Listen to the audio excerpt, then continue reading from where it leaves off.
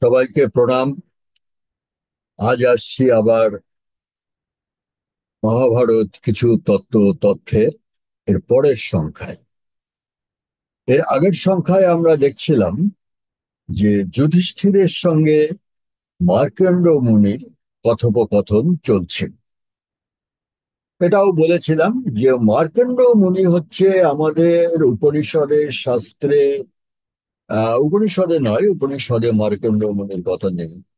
বিভিন্ন শাস্ত্রে পুরাণে যে দু চারজন মুনি ঋষির কথা এমন ভাবে পাওয়া যায় যে মানে তারা চিরায়ু, তারা অমর, তারা সেই লক্ষ কোটি বছর আগেও ছিলেন এবং দাপর যুগেও ছিলেন। সেই কজনের মধ্যে একজন হচ্ছে মার্কণ্ড, মানে যিনি এই কল্পারম্ভ, সত্য, ত্রেতা, দাপর সমস্ত যুগ দেখেছেন।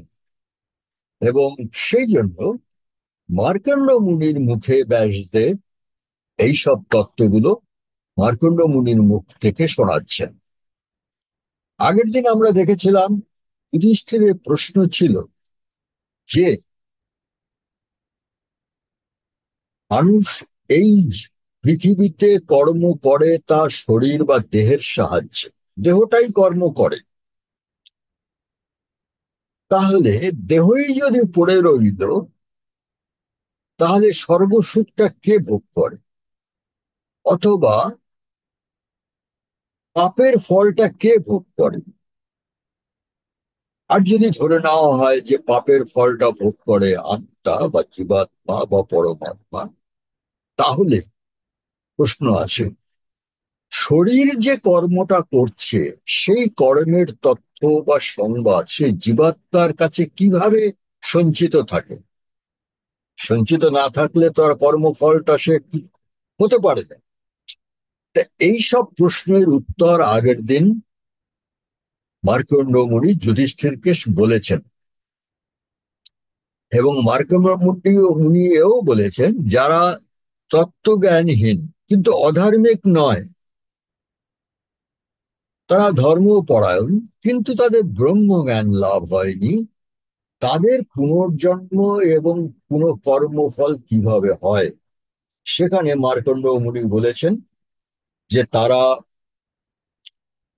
মৃত্যুর সঙ্গে সঙ্গে তাদের আত্মা শরীর থেকে বেরিয়ে অন্য কোনো গর্ভে গিয়ে বীজ শরীর হিসেবে প্রবেশ করে, এবং এই সঙ্গে সঙ্গে প্রবেশ করে বলেই পূর্বজন্মের সমস্ত কর্মের স্মৃতি সে সঙ্গে নিয়ে যায়।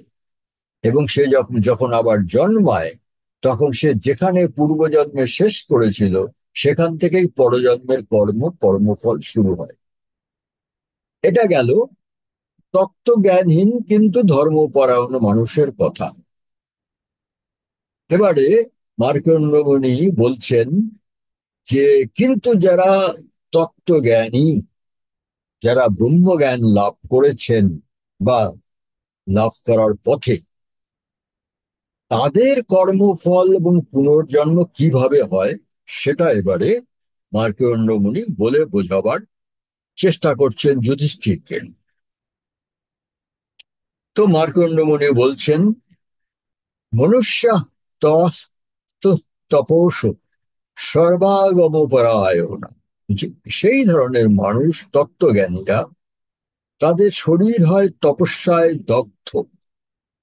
তপস্যায় দগ্ধ মানে তারা কখনো এই তপস্যা করছেন ওই তপস্যা করছেন, তাদের শরীর তপস্যা করে করে তাদের শরীর তপস্যায় দগ্ধ, মানে তাদের শরীরে আর দৈনন্দিন ব্যথা বেদনা এইসব উপলব্ধি থাকে না।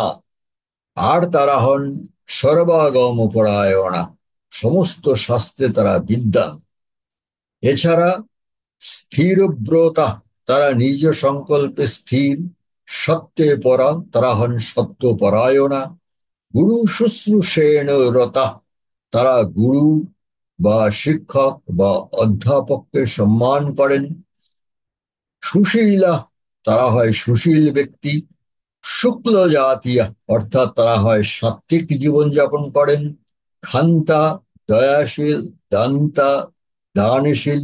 সুতেজস, অর্থাৎ তারা আবার অসীম তেজের অধিকারিণী হয়। এছাড়া আরো একটা কথা বলছেন, শুচি জন্যন্তরগতা, তারা প্রায়ই প্রায়শ তারা প্রায়ই কোনো শুদ্ধ সূচি নারীর গর্ভে জন্মগ্রহণ করে, শুভ লক্ষণা, কোনো শুভ লক্ষণ নিয়ে। প্রায়ই দেখা যায় এই ধরনের তত্ত্বজ্ঞানী লোকেরা যখন পুনর্জন্ম হয়, তাদের শরীরে কোথাও কখনো কোনো শুভ লক্ষণ বা শুভ চিহ্ন দেখা যায়। এরপরে বলছেন, জিতেন্দ্রিয় ত্যাদ, তারা হন জিতেন্দ্রিয়, ইন্দ্রিয়কে জয় করেছেন। জিতেন্দ্রিয় ত্যাদ বশীন শুক্লতান মন্দরগীন, অর্থাৎ তারা ইন্দ্রিয়কে জয় করেছেন বলে মনকে বশ রাখতে পারেন। আর শুক্লতাৎ মন্দরগীন, সাত্ত্বিক জীবনযাপন করেছেন বলে তারা নিরোগ হন। এটা সহজ কথা, তাদের জীবনযাপন এত সাত্ত্বিক, তাদের রোগ বিসুখ খুব কমই হয়। এছাড়া অল্প বাধ পরিত্রাসাদ, তাদের জীবনে বাধা বিপত্তি ভয় ত্রাস ইত্যাদিও কম হয়। অল্প বাধ পরিত্রাসাদ ভবন্তি নিরুপদ্রবা, তাদের জীবন ভয় ত্রাস বাধা বিপত্তি উপদ্রব এইসব তাদের জীবনে কম হয়। চ্যবন্তং জায়মানং চ গর্ভস্থং চৈব সর্বশ, সেই সব লোকেরা গর্ভবাস কালেই বা জন্মের সঙ্গে সঙ্গেই তাদের কি হয়, সমাত্মানং পরং চৈব বুদ্ধন্তে জ্ঞান চক্ষুষা, সেই সব তত্ত্বজ্ঞানী লোকেদের যখন পুনর্জন্ম হয়, তখন তারা কিন্তু গর্ভবাসকালেই অথবা জন্মের সঙ্গে সঙ্গেই তাদের জ্ঞানের দৃষ্টিতে নিজের এবং পরমাত্মার উপলব্ধি অর্জন করেন। অর্থাৎ উনি এর আগের জন্মে যে পরমাত্মার উপলব্ধি অর্জন করেছিলেন এবং নিজেকে যতটা জানতে পেরেছিলেন, সেই সব জ্ঞান নিয়েই উনি জন্মগ্রহণ করেন। অর্থাৎ এই লোকেরা যখন জন্মগ্রহণ করছেন, তখন তারা কিন্তু অনেক অনেক এগিয়ে আছেন, অনেক এগিয়ে আছেন। তাকে আর নতুন করে কিছু শুরু করতে হচ্ছে না। আরো বলছেন মার্কণ্ড মুনি, ঋষয়স্তে মহাত্মান প্রত্যক্ষাগম বুদ্ধয় কর্মভূমিমাং প্রাপ্য পুনর্যন্তি সুরালয়, সেই সব ঋষিতুল্য মহাত্মারা কি করেন, প্রত্যক্ষাগম বুদ্ধয়, তারা মহৎ তত্ত্বকে প্রত্যক্ষ জানেন। এইটা খুব বড় কথা। এই মহৎ তত্ত্ব শব্দটা আমাদের পুরাণে উপনিষদে একটা বিশেষ জায়গায় ব্যবহার হয়, অর্থাৎ সৃষ্টির যে আদি তত্ত্ব, কার্যকারণ সম্পর্ক, সেই তত্ত্ব, সেই জিনিসটাকে বোঝাবার জন্য এই মহৎ তত্ত্ব কথাটা ব্যবহার হয়। এইসব ঋষয়স্তে মহাত্মান, এইসব ঋষি তুল্য মহাত্মারা প্রত্যক্ষাগম বুদ্ধয়, সেই মহৎ তত্ত্বকে প্রত্যক্ষ করেছেন। আর তার ফলে কর্মভূমিমাং প্রাপ্য, এই কর্মভূমি প্রাপ্যে পুনর্যন্তি সুরালয়ম, তারা এই কর্মভূমিতে তাদের কর্ম সমাধা করে আবার দেবলোকে ফিরে যান। এবার এদের কর্মফল সম্বন্ধে মার্কণ্ড মুনি বলছেন, কিঞ্চিত দৈব, কিছু কর্মফল তারা দৈব বশে পেয়ে যান। হঠাৎ কিঞ্চিত, কিছু কর্মফল তারা এই মর্তলোকে হঠাৎ পেয়ে যান, আকস্মিক। যেরকম মনে করা যাক কোনো রাজা বা কোনো ধনী ব্যক্তি তাদের অনেক কিছু দান করলেন, হ্যাঁ, তাদের কিছু একটা জমি দান করলেন, ব্রহ্মোত্তর জিনিস দান করলেন, এগুলো তারা পৃথিবীতে পেয়ে যান, মানুষের থেকেই পেয়ে যান, কিন্তু হঠাৎ কিঞ্চিরে এব সকর্মভি প্রাপ্নুবন্তি নরা, কিছু কর্মফল তারা এই মর্তভূমিতে নিজ কর্মের দ্বারা, নিজ উদ্যোগের দ্বারা পান। এরপরে শেষে এত কথা বলে মার্কণ্ড মুনি বলছেন, রাজন মা তে অন্যস্ত্যস্তন্যা বিচারো না। হে রাজা, অন্য কোন রকম বিচার বিবেচনা তুমি চিন্তা করো না। কারণ উনি বলছেন এই যে আমি বিভিন্ন স্তরের ব্যক্তির জন্ম, পুনর্জন্ম, কর্মফল ইত্যাদি বললাম, এই শেষ কথা। এছাড়া অন্য কোনো রকম চিন্তা তুমি তোমার মাথায় এনো না। এরপরে মার্কণ্ড মুনি যুধিষ্ঠিরের এর পরের প্রশ্নের উত্তর দিচ্ছেন যে কে কিরকম কর্মফল ভোগ করে, আমি কিরকম কর্মফল ভোগ করব, সে কিরকম ভোগ করবে, অমুকে কি করবে, তমুকে কি পাবে, সেইটা এবারে মার্কণ্ড মুনি বুঝিয়ে বলছেন। আমরা অনেকে এটা জানতেও চাই যে আমি কিরকম কর্মফল পাব। সেখানে মার্কণ্ড মুনি বলছেন, ইহ বৈকস্য নামূত্র অমূত্রৈকস্য নো ইহ, ইহ বামূত্র চৈকস্য নামূত্র কস্য ন ইহ।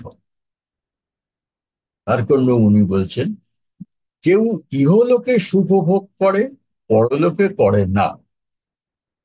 কেউ পরলোকে সুখ ভোগ করে, ইহলোকে করে না। এই দুরকম হলো।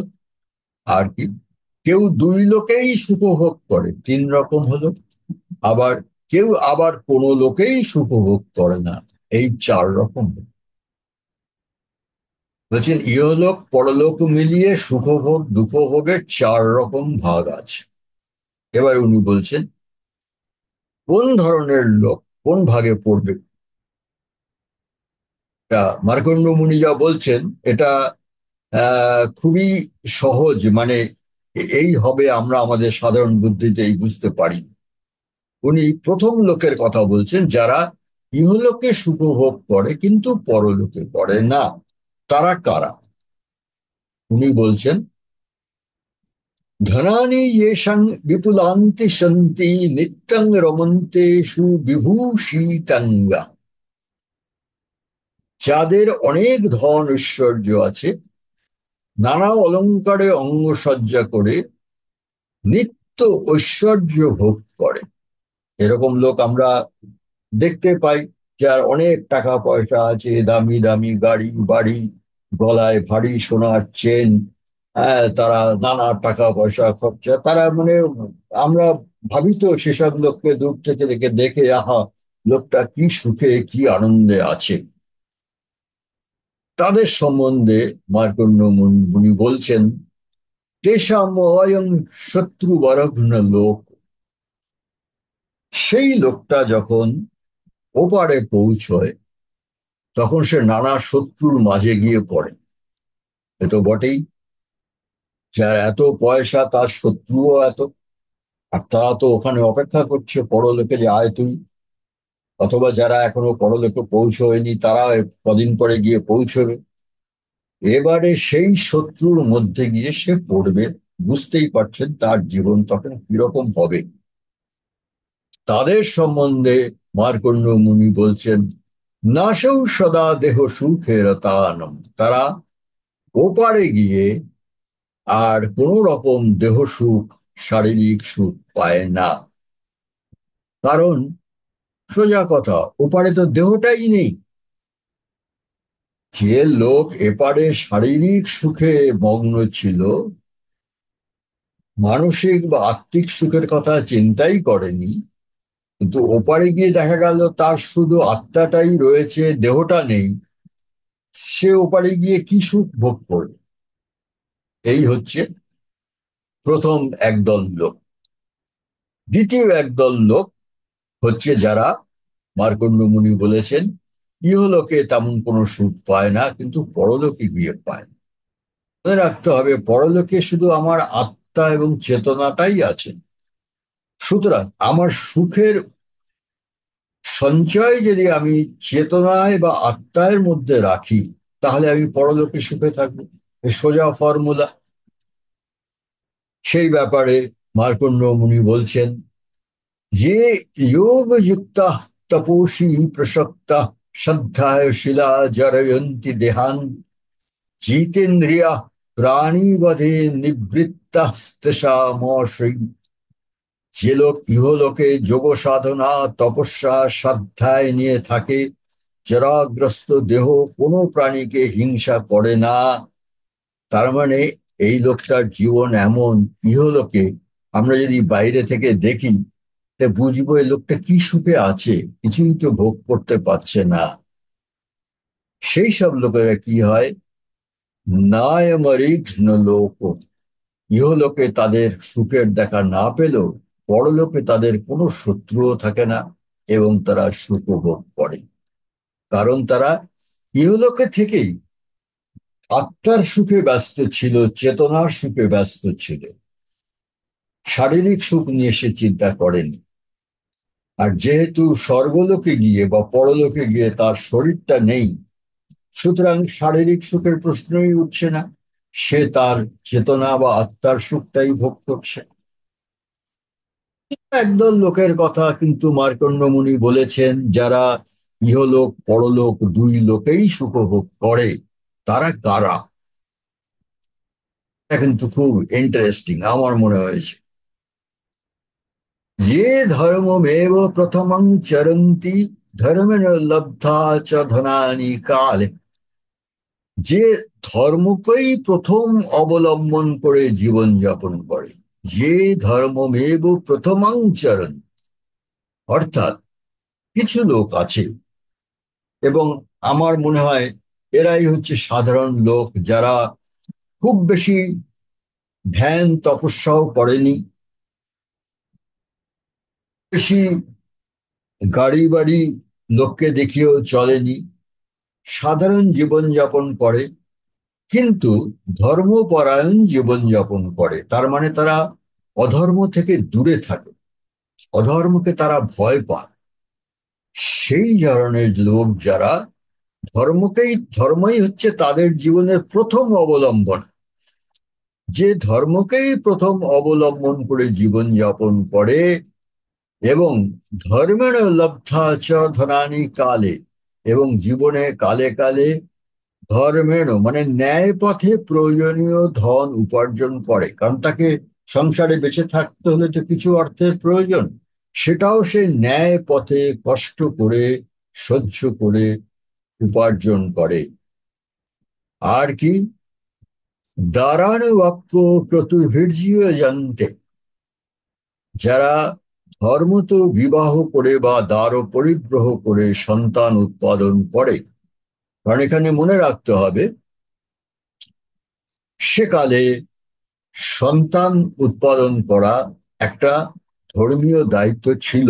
কারণ কারণটা হচ্ছে সোশিওলজি বা সামাজিক কারণ, কারণ সেখানে তখন মানুষের জনসংখ্যাই ছিল কম, এত কম যে একটা সংসারে যদি সন্তান না জন্মায় তাহলে সমাজেরই ক্ষতি।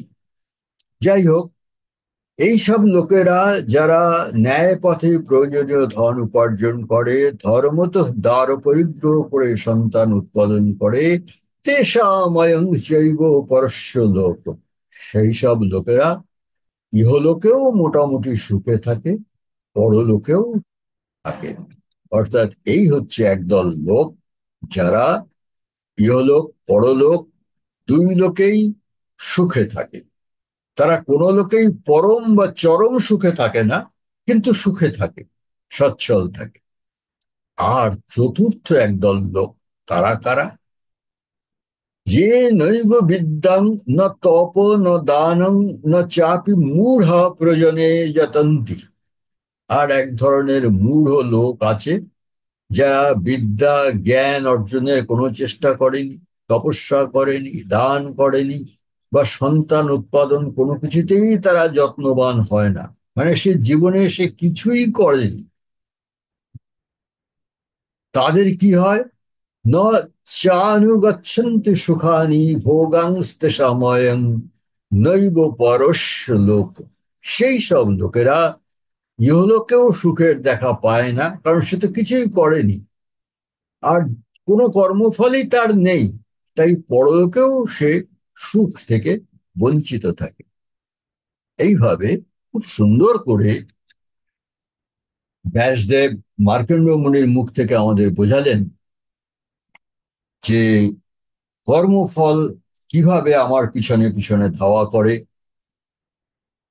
আমার পুনর্জন্ম কোন যোনিতে কার গর্ভে কিভাবে হবে, কখন হবে, এবং এই কর্মফল ভোগ কিভাবে হবে, এবং যদি আমি পরলোকে সুখে থাকতে চাই বা ইহলোক পরলোক দুলোকেই সুখে থাকতে চাই, তাহলে আমার কি করতে হবে। এর পরের অংশে পরের দিন আমরা দেখব মার্কণ্ড মুনি যুধিষ্ঠিরকে একটা নতুন বিষয়ে আলোচনা করছেন। সেটা হচ্ছে সেই মহাপ্রলয়, গত মহাপ্রলয়, শেষ মহাপ্রলয় কিভাবে হয়েছিল।